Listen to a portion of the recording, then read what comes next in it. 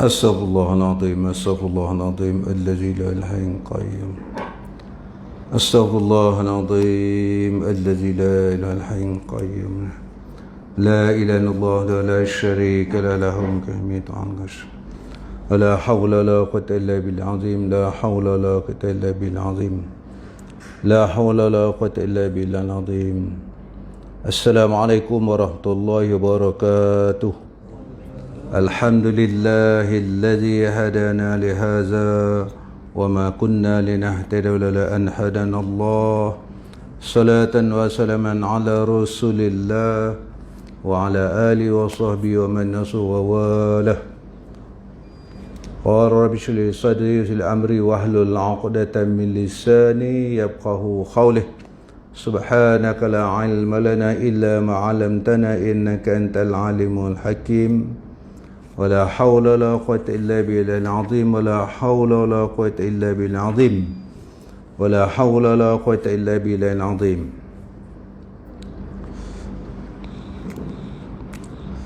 Alhamdulillah, kesyukuran kita panjat kepada Allah Subhanahu Wa Taala kerana kita masih diberi peluang untuk meneruskan kehidupan kita, di samping kita dapat terus beramal, untuk hadir berjamaah, hadir belajar ilmu. Mudah-mudahan apa yang kita lakukan ini dikira sebagai suatu peribadatan kita di sisi Allah Subhanahu Wa Taala. Rasulullah SAW sebut, "Man yuridillahu bihi khairan yufaqihu fid din." Man yuridahu bihi khairan.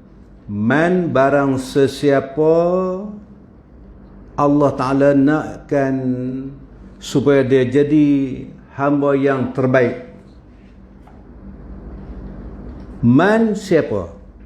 Man yuridillah, bila Allah berkehendak seseorang tu jadi hamba yang terbaik, yufaqihu fid din, maka Allah akan beri kepahaman din agama kepada dia. Kalau dia tak faham agama, macam mana dia hamba yang terbaik di sisi Allah? Cara Allah Ta'ala nak jadi hamba yang terbaik, maka Allah Ta'ala bagi yufaqih. Dia begini, bukan fakir, faqih, yufaqih, jadi hamba yang terbaik di sisi Allah SWT. Kita pegang hadis ini baik-baik. Kita mudah faham atau tidak agama ni? Kita mesti kasih ataupun tidak? Majlis ilmu tu kasih apa tak kasih? Kalau semalam kita tak faham, kita serindu kasih, mana hikmah sudah ada pada kita. Hikmah Allah Ta'ala sudah beri kepada kita. Orang ini telah dimiliki hikmah Allah Ta'ala terberi kepada dia. Tetapi kalau hati langsung tidak terkasih, hati langsung tak terkesan, hikmah tak akan terbaik. Kita nak masuk pengajian kita muka surat 83 dalam bab taubat. Semua proses ini dimulai hati. Hati ini merupakan suatu pembendaharaan. Dalam pembendaharaan ini ada permata-permata yang cukup bernilai. Dalam pembendaharaan ini, dalam pembendaharaan ini dia ada permata. Apa dia permata tadi? Ikhlas. Apa permata tadi? Niat. Keikhlasan. Kebaikan. Semuanya diterbit pada hati. Sahabat tanya Rasulullah, apakah dia ikhlas itu? Rasulullah kata, nanti aku tanya Jibril alaihissalam. Jibril kata, aku terpaksa berhubung, mengadu dengan Allah Subhanahu Wa Taala.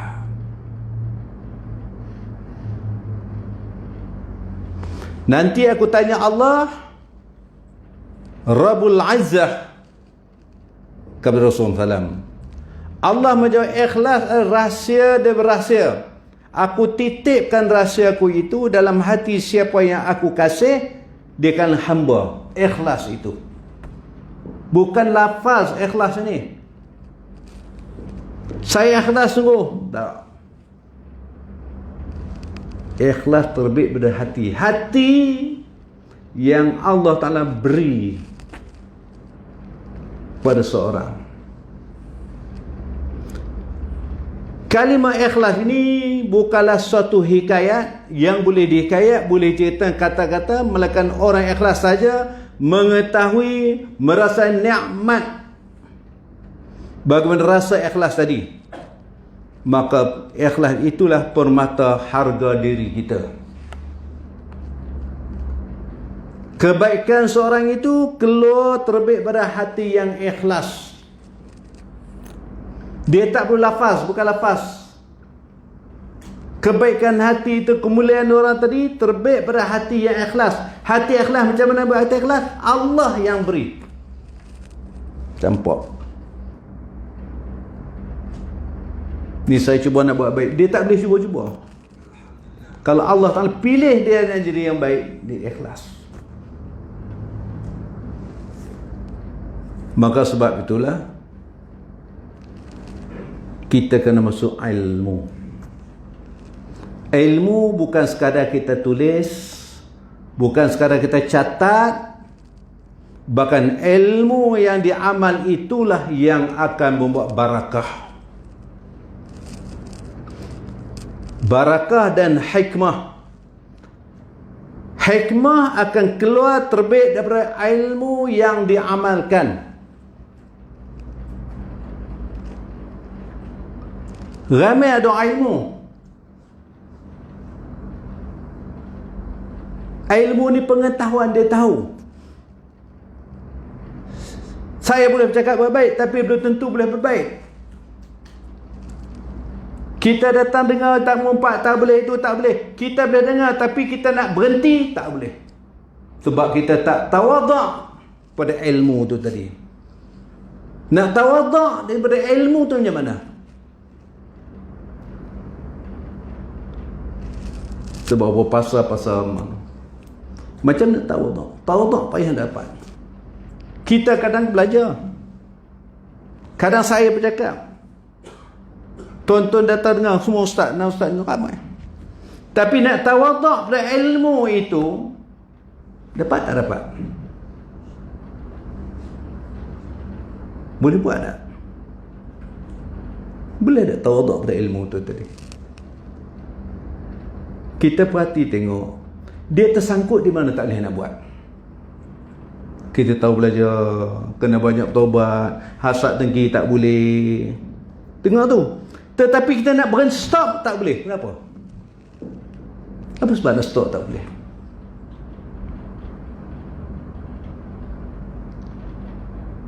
Tak boleh. Kita kena buat kebaikan tahu, tapi nak buat baik, kenapa tak boleh? Cek balik di mana tersangkut. Sebab kita hilang keyakinan iman. Sebab Allah pilih, aku tak boleh. Tahun yang lepas 2020, apa yang kita buat, apa yang tertinggal, apa yang telah kita lakukan, tentu tutup, habis, buku tu dah tutup. Cuma nak tunggu, nak persembah kepada Allah SWT. Kalau pengisian tu baik, alhamdulillah. Kita walaupun dalam suasana hari ini berdepan dengan ujian Allah Ta'ala, tapi kita semakin tak mendekat dengan banjir yang luar biasa dan COVID yang semakin meningkat. Kau itu puluh-puluh, belas-belas, kau naik 3 angka, naik 4 angka. Sama. Allah uji, nakit ni pom mati, main mati. Tak ada apa dia. Dah jadi biasa pula. Sebab kita tak tawaduk. Kita belajar boleh, tapi nak tawaduk pada ilmu tu macam mana? Maka sebab itu kata Nabi, hari ini naklah kita jadi lebih baik daripada hari semalam. Kalau hari ini sama saja dengan semalam, kita rugi. Kita sahabat-sahabat semua yang saya kasih dia bukan sebagai jauh, semakin dekat dengan Allah tahu. Makin dekat dengan penghisapan Allah. Kita masih duduk belajar kisah manusia dengan manusia. Dalam ibadah pun kerana manusia, tak buat ibadah pun kerana masih tak lepas lagi. Maka kita tak kenal. Maka sebab tu saya dah buat keputusan.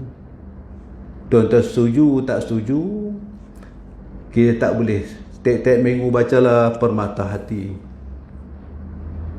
Kalau hati yang buta, macam mana nak mata?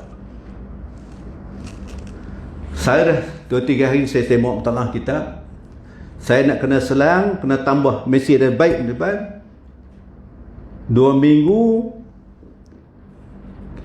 saya nak mengajar Penawar Hati, 2 minggu Silmul Ilmu Tauhid. Kena belajar, kena kenal pada awal Ma'atullah, kena belajar ilmu Tauhid. Tak boleh. Kita tak ada masa lagi.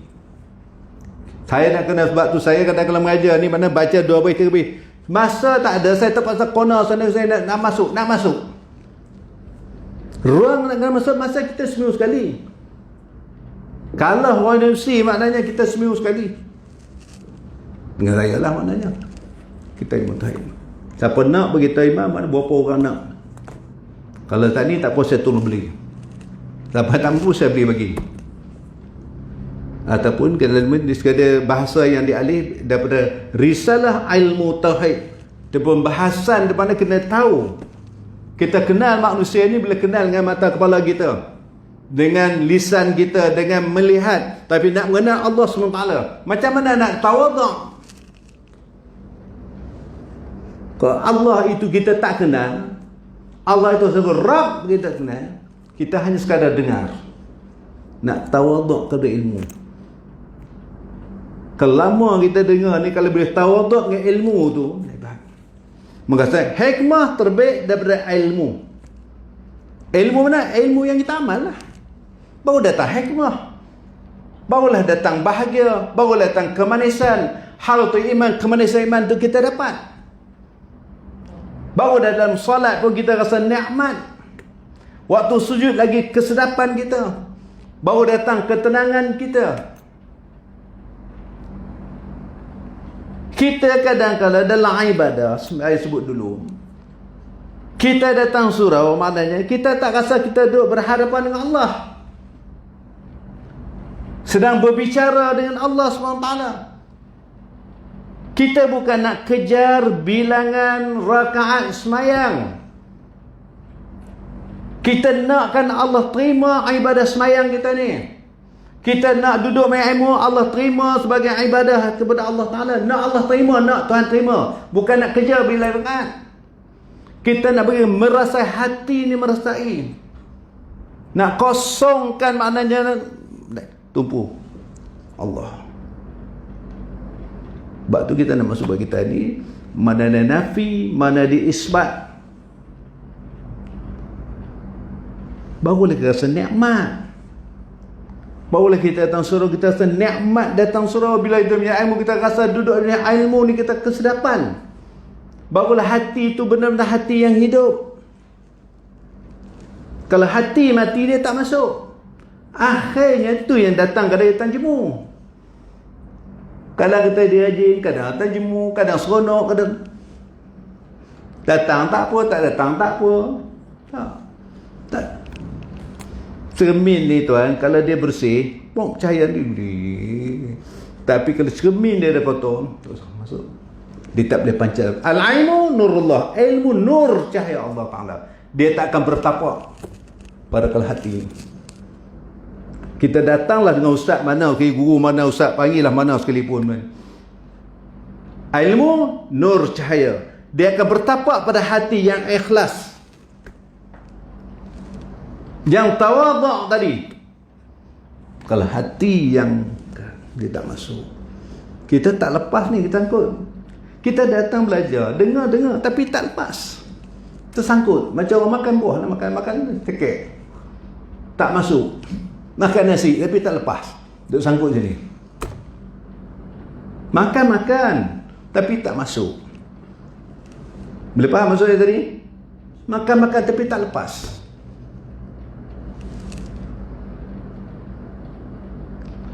Nak bagi rasakan beza, saya sebut dulu, manis pisang dengan manis anggur.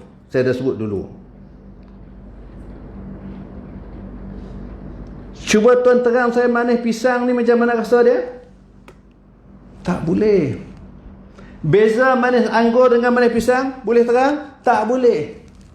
Melainkan orang yang mengkecapi tadi, merasai pisang tadi, dia dapat beza antara manis anggur dengan manis pisang, dia dapat bezakan. Selagi dia tak makan, dia tak akan merasai. Kita ni tak sampai mulut lagi, balut dia belek, pusing muka kulit tengok, tak buang masuk, macam mana nak rasa? Pergi ke kebun pisang, ambil dia belek, tak makan. Duk makan duk ish. Boleh makan kan ni? Masam kan manis? Maka sebab tu kita tak rasa nikmat. Kalau kita bangun tengah malam, 4 pagi, nak bertahajud, kita tak rasa nikmat. Ketenangan tadi datang. Saya dah sebut dulu, kita dalam hidup nak cari kebahagiaan. Kesenangan cari, lepas kesenangan kita nak bahagia. Bahagia ni letak pada orang yang memberi, bukan orang menerima. Banyak kali sebut. Kita bangun, kita buang masa begini, letih kerja sehari, kita datang, berikan waktu masa siang hari dan tugasan untuk Allah Subhanahu Wa Taala. 24 jam dia bagi, tak bolehkah kita bagi sejam 2 jam untuk Allah? Boleh tak? Sedangkan rezeki yang kita dah kecapi milik Allah. Sebab tu rezeki ni saya sebut dulu, rezeki ni kadang-kala Allah beri dengan usaha dan ikhtiar kita. Rezeki kadang-kala Allah Ta'ala beri min Allah, rezeki pada Allah terus datang kepada kita. Pasal tak pasal? Pernah saya cerita dulu bagaimana Imam Syafi'i dengan Imam Malik. Imam Syafi'i ni tuan-tuan, dia anak murid Imam Malik. Dia dilahirkan di Gaza. Dia pergi nak daripada Madinah, nak pergi menuntut ilmu Imam Malik di Mekah. Umur dia 13 tahun. Imam Syafi'i ni pergi belajar menuntut dengan Imam Malik. Dia pergi duduk. Imam Malik sedang mengajar, ini Imam Syafi'i duduk belakang, duduk main begitu, duduk tulis dengan tapak tangan. Imam Syafi'i, Imam Malik sedang mengajar. Tersam je Imam Malik tanya, hai, ya walad. Walad budak kecil, hai budak kecil, hai walad, kam, aku mengajar tadi, mana kamu main belakang, kamu main apa? Tengok tulis, saya sedang menulis apa yang tuan guru sedang ajar. Apa yang diajar oleh Imam Malik tadi, hai walad, turun. Apa sepatah pun tak tertinggal. Dia boleh ingat semua. Subhanallah. Dia boleh ingat semua setiap perkataan yang dia ajar oleh Malik tadi. Semua dia ingat. Umur 13 tahun. Nampak Imam Syafi'i? Ni, Imam Syafi'i, mazhab kita Imam Syafi'i. Hebatnya Imam Syafi'i ni, ingatan dia. Umur 13 tahun. Umur 15 tahun dia boleh jadi fatwa dah. Orang tak berani keluar fatwa, maknanya hanya Malik. Tapi Malik kita kamu bertanya fatwa kepada Syafi'i. Jadi satu masa, kata Imam Syafi'i dan Malik, rezeki ni kalau kita tak usaha, tak ikhtiar, dia tak datang. Rezeki mesti pergi usaha, ikhtiar. Macam kita pergi bekerja, cari duit, bekerja. Tak cari kerja macam sahabat nak bayar upah.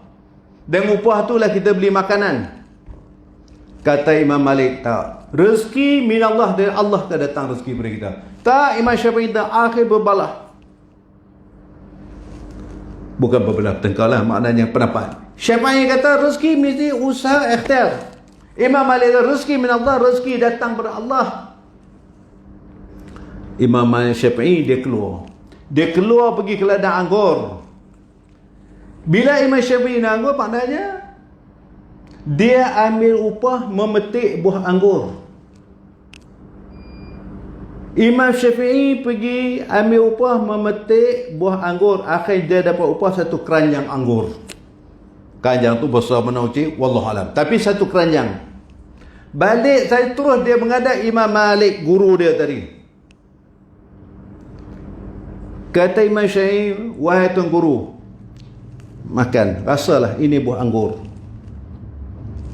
Imam Malik ni sambil tengok buah anggur, sambil dia ambil petik satu, dia makan sambil senyum. Sambil makan dia senyum. Imam Syafi'i pun dia pelik juga. Kata Imam Syafi'i, wahai guru aku, ini anggur aku keluar pada pagi tadi, pergi mengambil upah petik anggur, orang upah aku, hasil upah ni lah aku balik bagi. Kalau aku tak pergi ambil upah ni, aku takkan dapat buah ni.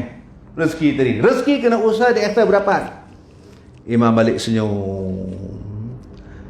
Imam Malik kata, aku pada pagi tadi ni, aku mengajar. Orang datang bagi masalah menjumpa aku terang. Rezeki aku tak pergi petik pun, anggur datang kepada aku. Kita pernah ada rumah. Tiba, Assalamualaikum, orang hulu kari kita satu pinggan. Pernah datang tak? Kita tak masak pun kari dah sampai ke rumah kita. Pernah tak? Bila Ramadan, Assalamualaikum, orang hantar satu pinggan kuih. Pernah datang tak? Itu rezeki min Allah. Ada rezeki yang kita bentuk, rezeki kena usaha ikhtiar, dapat. Ada rezeki yang kena pergi cari. Ada rezeki datang min Allah. Kadang kita keluar, meladai nak sekah, kita sekah. Ambil asid masan bagus. Tuan masak kan? Tak. Tuan pergi beli tak? Nampak rezeki Tuhan bagi.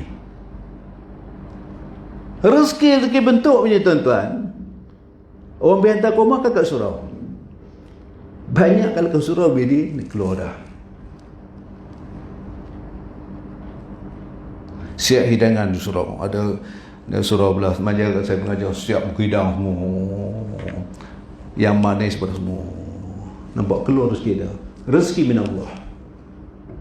Ada rezeki ni kita kena pergi pasar, rumah balik masak, makan. Kalau tak pergi pasar masak, jadi? Tak jadi.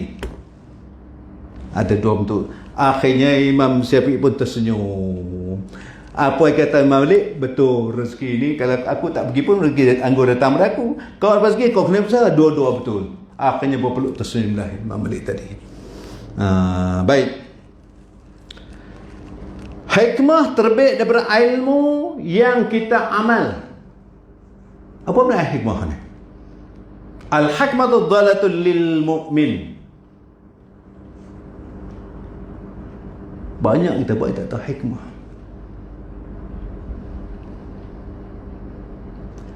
Contoh, bagi yang orang hadir majlis ilmu setiap hari, tuan-tuan, sekiranya tidak hadir, hati terasa sayang. Kasih Allah. Saya dah seminggu tak ada. Itu contoh orang ni dia dapat hikmah. Hati dia terpaut. Hikmah yang tuan-tuan milik. Tuan dapat tapi tuan tak tahu itu hikmah. Kecintaan tuan, macam mana tuan jadi cinta tadi? Yang boleh jadi cinta lah. Cinta kepada itu hikmah. Tengok dia tak rasa apa-apa pun. Itu Nabi sebut dalam mustika, dalam hadis, dalam kitab mustika hadis jilid yang pertama, kata Nabi, kun aliman au muta'alliman au mustami'an au muhibba ilai wala khamisa fatahlak. Nabi kata kun aliman au muta'alliman. Dalam hidup kamu ni, kamu kena jadi pertama orang yang pertama. Kun aliman, jadi orang berilmu, orang boleh mengajar. Kalau tak boleh, au muta'alliman, jadi orang muda mau datang belajar. Kalau datang dia tak naik, mustami'an, jadi orang mau datang dengar. Tak faham apa satu, mau datang dengar. Tapi dia kasih. Kalau nombor 3 tak boleh, kamu jadi umpan. Muhibba ilaih, kasih. Dia terasa Allah. Saya dah seminggu nak tak datang kuliah. Dah seminggu terjemah hati kasih. Alah, tugas masing-masing ada urusan sana urusan. Tapi hati terpaut. Terpaut inilah yang dia kata hikmah. Makna hati itu hiduplah tu. Hati dah hiduplah. Inilah yang Nabi sebut, "Ma yuridillahu bi khairan yufaqihu fid din." Barang siapa Allah kendak dia jadi hamba yang baik di sisi Allah, yufaqihu fid din, Allah bagi dia faham tentang agama. Kita datang bukan nak dengar, kita datang sekadar dengar, kita nak dengar, nak faham, nak faham, ambil tahu. Nak datang ambil ilmu. Tapi belum tentu dapat buat lagi. Kita datang dengar, belajar, belum tentu dah dapat. Bila dapat, belum tentu dapat buat lagi. Bukan berilmu, tak ada ilmu. Ilmu ni makna yang diamalkan. Makna ilmu dah ada pada kita. Kalau ilmu dapat tak amal, tak dapat ilmu lagi. Boleh faham tak? Kita datang dengar, faham. Dia tahu. Tapi nak buat tak boleh. Makna dia tak ada ilmu. Makna dia tak watak-watak. Dia tak dapat. Ramai apa? Tapi ilmu tak dapat. Kadang kita dengar, kita faham. Dengar satu, faham satu. Yang ketiga, yakin satu. Kemudian 4, nak amal dengan ilmu yang kita faham tadi. Kita tersangkut di mana? Sangkut di mana? Nak hidup hati ni, proses nak hidup hati ni. Sebab tu nak membicarakan hati ni panjang cerita bab bicarakan hati ni. Baik tak baik semua, man amila salih min azwa man asal, buat baik semua. Semua balik kita. Buat baik balik kita, buat jahat semua. Dia bermula hati, saya sebut tadi, hati adalah perbendaharaan yang bernilai besar. Ni hati ni. Saya sebut awal tadi, ikhlas dia lah, niat pun kita duduk di hati lah. Maka sebab itu kita sama ada kita belajar ke, lepas semayang ke, kita kena banyak istighfar minta ampun. Sebab nak betul niat tadi. Lepas semayang dah okey. Tapi istighfar, minta taubat dengan Allah Ta'ala, nak betul ke takut niat tu lari.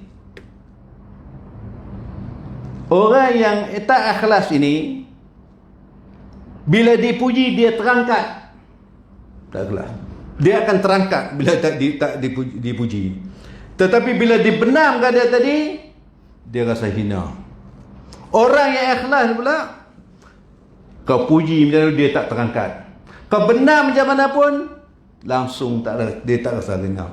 Dia tak percaya diri. Kerana dia lebih tinggi jauh lagi martabat dia redha Allah. Mardillah, kerana keridhaan Allah Ta'ala. Dia nak cari Allah. Nak ikhlas ni. Ikhlas, saya sebut awal tadi, ikhlas ni bukan boleh sebut. Ni, Allah akan beri pada sesiapa saja yang dia pilih. Rahsia dan rahsia Allah, dia akan pilih. Siapa ni ikhlas ni? Kebaikan tadi bukan boleh buat. Nak jadi baik ni betul, bukan jadi baik itu. Dia kena masuk ilmu, kena belajar macam mana nak jadi baik. Kalau baik kerana manusia dia jadi baik kerana Allah. Kena faham maknanya buat baik ni perintah Allah suruh buat yang amar ma'ruf nahi munkar, nak buat yang kebaikan kerana Allah, letak kerana Allah. Bukan sebab tadi ilmu hikmah terdiri daripada ilmu yang diamal. Kalau ilmu tak aman, seperti pokok, al-ilmu bila amalin kasyajrin bila matarin. Ilmu yang tak beramal seperti pokok yang tak berbuah. Tak ada. Ilmu dah tak beramal. Nilai ilmu tadi ialah ilmu yang diamal, yang dibuat. Baik. Ini contoh maknanya orang yang kasih kepada, ada dapat hikmah ni, dia kasih ilmu. Nabi kata wala khamisa, jangan kamu jadi orang nombor 5, patah lak binasa. Ngajar tak boleh, tak belajar tak nak, datang dengar tak nak, kasih pun tak ada, hati tak terpaut langsung, mana hikmah tak dapat. Macam mana dia nak tenteram dalam hidup dia? Macam mana dia damai hati dia? Macam mana hati nak tenang dalam kehidupan dia? Dia tak tenang. Waktu itu bukan harta kita, ringgit kita yang boleh menenangkan kita. Ringgit, harta tak boleh menenangkan kita kalau hati ni tak bahagia. Yang kita nak sini nak bahagia. Kalau di sini dunia pun kita dah jadi begitu, di akhirat macam mana? Di dunia pun nak senang kena ada harta, duit banyak, tapi belum tentu dapat senang lagi di dunia kalau hati tak tenteram. Orang susah payah tadi nak cari kesenangan, tapi kesenangan tadi maknanya dia dapat, kalau tak dapat kesenangan, dia jadi susah. Hari tuan-tuan kita ni bersyukur. Orang yang kena berhenti kerja hari, walaupun dia dapat papasan 50,000, 60,000, tapi kalau duk bayar, nak bayar rumah lagi, dia bayar kereta lagi, duk bayar, kurang tak kurang? Pak, kita tak rasa. Susah. Di sana nanti pula maknanya nak je bahagia, nak bahagia, apa usaha kita nak selamat kita di sana? Apa usaha kita buat? Di dunia nak senang ini, berbagai usaha kita buat, tunggu tabligh, siang malam kita bekerja nak cari kesenangan. Bila dah senang tadi, kita cari pula satu lagi nak bahagia, tapi tak dapat juga bahagia ni. Di akhirat apa satu pun tak bawa, senang tak dapat, bahagia pun tak dapat. Dunia dapat senang, bahagia belum dapat. Orang cari juga. Di sana nak senang sana kena ada benda kita bawa.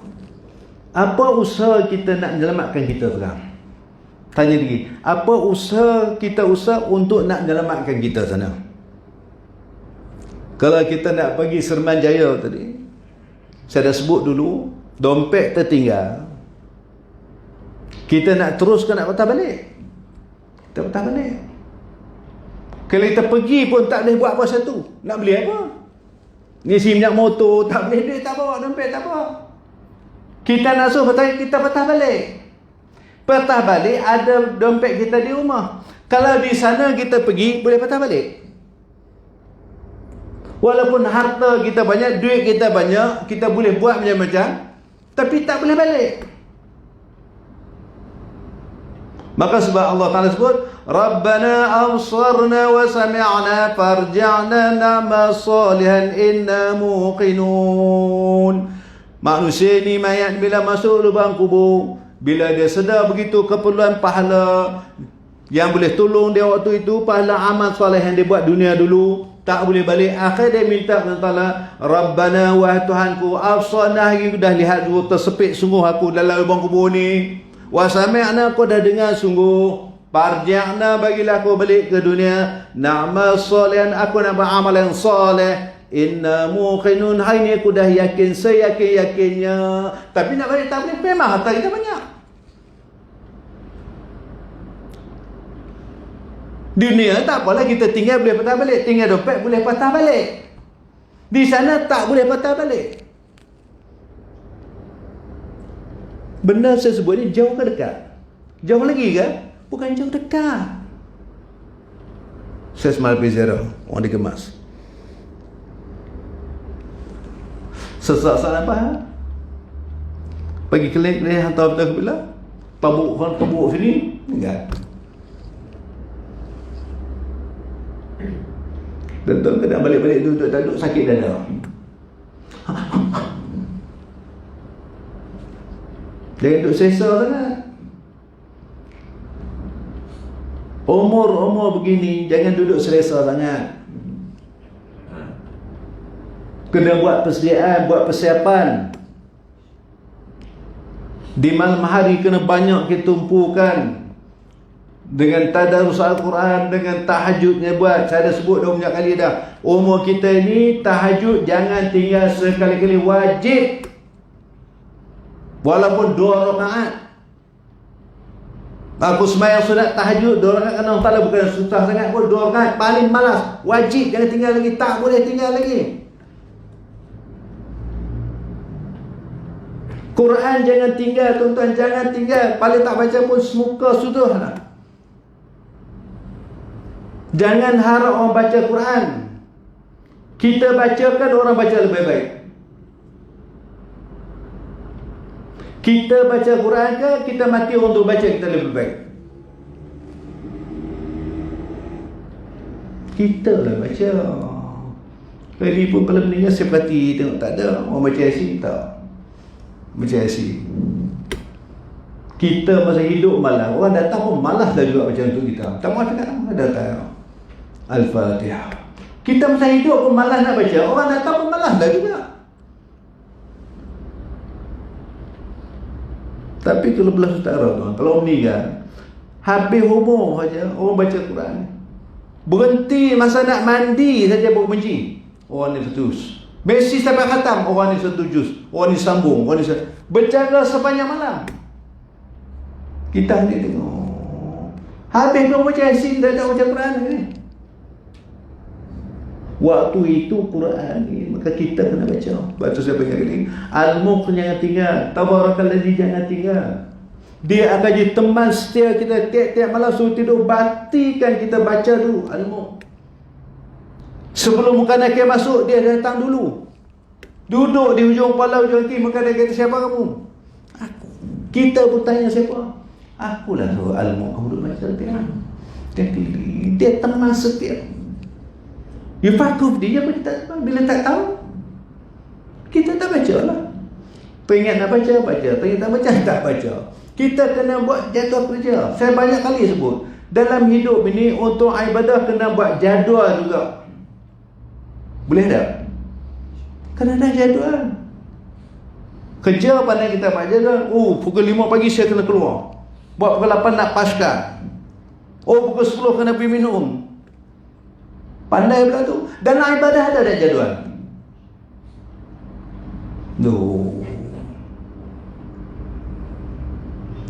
Lagi tak pergi 3 tak sembahyang. Asal lagi tak pergi 6 tak sembahyang. Dan tuan-tuan taklah, kalau kita nak pergi airport, KLIA, nak pergi Kota Kinabalu ke mana pun, penerbangan pukul 9 pagi. Kita pergi pukul apa? Pukul 10. Pukul apa kita pergi? Flight pukul 9 pagi. Pukul apa kita pergi dari sini? Pukul 9, paling 7 tu lewat tu. 4 jam sebelum penerbangan kita dah bertolak dah dari sini tu. Saya tahu dah duduk terbang begini, duduk kerja tu. Pukul 4 jam tapi dah tunggu. Lepas tu dia umum, okey, penerbangan ke Kota Kinabalu sekian-sekian. Ini handset bunyi Allah Allah. Dia dah umum kan ni, dia umum juga. Tapi dia benda. Ni panggilan manusia. Azan ni panggilan Allah. Hayya 'alas solat tu panggilan siapa tu? Panggilan siapa tu? Panggilan Allah. Tapi kita tak rasakan itu suruhan Allah. Hayya 'alas solat, hayya 'alal falah. Hayya 'alas solat, marilah sembahyang. Siapa nak berjaya kena sembahyang dulu. Hayya 'alas solat, mari sembahyang. Hayya 'alal falah, marilah menuju kejayaan dunia dan akhirat. Kita tak nampak Allah seru siapa nak berjaya dia kena sembahyang. Barulah ada keberkatan dalam hidup kita tadi. Kalau sampai maknanya waktu pun tak boleh nak sujud, kalau sampai masa waktu nak ruang dalam ilmu begini pun dapat, mana kerja yang kita buat tidak ada keberkatan lagi. Tak maaf saya tak kata. Kalau kita bekerja ni sampai waktu pun kita tak dapat nak sujud pada Allah, kerja tadi tidak ada keberkatan lagi. Kerja tu boleh makan boleh, tapi keberkatan tidak ada. Tanda keberkatan ada tak pernah cukup. RM1 yang keluar tu kita duk ingat, lepas pagi duk ingat Allah. Terlajak bagi RM10 tadi, habis. Keberkatan tak rasa tak cukup. Kepuasan kita memberi, saya katakan. Tuhan datang ni ada kepuasan. Sebab kita memberi masa kita.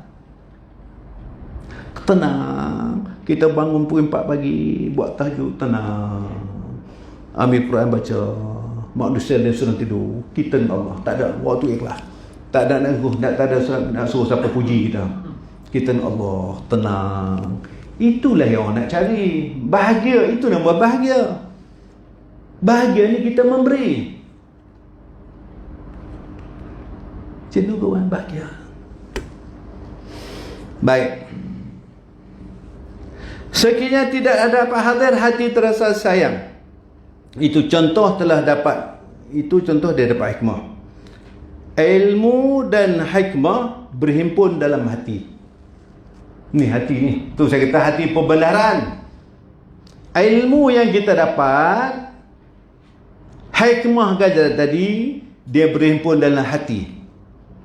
Hati yang inilah membuatkan mulanya seseorang hamba Allah. Saya ulang balik.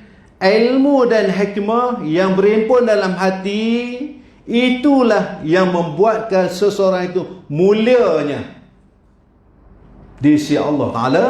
Kalau dia mulia di sisi Allah, di sisi manusia pun dia mulia lah. Kalau di sisi Allah lah dia tak mulia, di sisi manusia lagi hina hidup dia. Ni kita nak baca bab tobat. Nak tobat kena ada ilmu, bukan dia aku tobat. Kena menyesal sebut tu. Baik, sambung kita. Dan jika ia tidak kuasa memulakan harta yang diambil pada mak seorang tadi, dan tidak dihalak oleh ampunya, maka ia hendaklah bersungguh-sungguh mengikhlaskan taubatnya. Ni cerita berikhlas tadi. Barulah kita kena mengikhlas, bertaubat sungguh dengan ikhlas penuh, menyesal sungguh. Saya pernah ambil harta Johid dulu. Cari dia dah tak ada, dia pindah kandah mana tak tahu, balik kampung mana tak tahu, cari tak jumpa. Nak pulang kat siapa, nak alamat tak ada. Akhirnya kita kena mengikhlas, bertaubat sungguh, minta ampun Allah Ta'ala. Dan mudah-mudahan ia menjadikan ampunnya harta itu redha pada hari akhirat kelak. Mudah di akhirat kelak dia redha. Kalau dia tak redha, dia tak maaf tuan-tuan, kita kena cari di mana, di mahsyar macam mana nak cari tuan. Kita sebut dulu seperti batu yang kita lontar tengah lautan, kita nak pergi selam cari balik tu, senang ke tuan? Senang kan nak dapat balik ni? Bukan sebiji batu lah laut. Begitulah harta yang kita ambil bukan hak yang kita punya. Kalau kita tak boleh bayar hutang tadi, ataupun tak boleh minta halal dia, di akhirat kalau tuan berjumpalah tuan. Tuan kena pergi cari. Cari tu satu bab pula tuan-tuan. Allahu Akbar. Itu bersangkut dengan manusia ni lebih berat ni tuan. Habis nak tobat. Jadi masa masih ada ruang tobat pada kita ni. Dan memohonkan kepada Allah Ta'ala, mudah-mudahan ia menjadikan ampunya harta itu redha pada hari kiamat kelak. Dan di antara syarat taubat itu ketika ketiadaan sampai roh kepada halkum. Nak taubat ni jangan sampai roh dia betah halkum. Dan ketiadaan naik matahari daripada sebelah barat. Pintu taubat dah tutup. Seperti yang telah disebutkan dalam dua hadis yang lalu. Penerimaan taubat dan apabila sempurna segala syarat dan rukun taubat itu. Nak kena taubat ni ada ilmu. Kena belajar rukun taubat, syarat taubat. Sebab tu dalam kitab sana kita nak belajar ni benar-benar mana manik sah batal. Yang kata manik tu apa, sah tu apa, kita sah tu apa benda sah. Faham dengan ilmu begitu. Bila kita haram tu, haram memang haram. Haram macam mana? Haram kena faham haram tu dengan ilmu. Bila kita hukum tu, apa kena hukum? Ketetapan ketentuan Allah, itu kena hukum. Berapa ramai rasakan menuntut belajar ni wajib? Siapa rasa? Berapa ramai yang rasakan datang belajar ni fardu ain? Berapa tak? Ini fardu ain ni. Tuan, datang untuk ilmu fardu ain. Bukan sunat. Bukan siapa ada masa lapang. Wajib. Kalau satu bab tu kita tak faham tuan, wajib kita cari sampai boleh, sampai dapat. Kalau tak faham juga, kena usaha cari sampai boleh, sampai dapat. Benda ini pun ditanya oleh Allah Ta'ala tuan. Nak beramal kena ada ilmu. Nak masuk syurga kena ada ilmu. Tak ada ilmu tak boleh masuk syurga. Mana tak ada ilmu, nak beramal ni mana? Saya nak ulang balik, belajar ini fardu ain. Maka sebab tu saya nak belajar khusus ilmu tauhid. Ilmu kita belajar ilmu tasawuf. Kena taufik, ada taufik tajuk dia. Kena faham. Kena merasai. Kalau kita faham merasai gitu, nuta'inu fardu ain wajib, kita merasai begitu, barulah hikmah datang pada hati kita. Baru datang hikmah. Kalau tidak, tak datang. InsyaAllah kita akan sambung, akan datang. Yang baiknya semua dari Allah Ta'ala, yang tak baiknya semua kelemahan jahil saya. InsyaAllah kita tak ada masa, kita kena. Jadi saya beritahu, kita kena buat. Belum ni saya mengajar satu kitab aja. Kali ini tahun baru 2 kitab. Ilmu tauhid 1, tasawuf 1. Saya nak kalau boleh belajar kena ada kitab. Ustaz mengajar ada kitab, kita datang ke hebat. Kena ada kitab. Saya nak kira siapa nak datang belajar. Tak kena cas semua, marilah. InsyaAllah mudah-mudahan sedikit sebanyak kita buat ini jadi ibadah kita semua. Wallahu a'lam.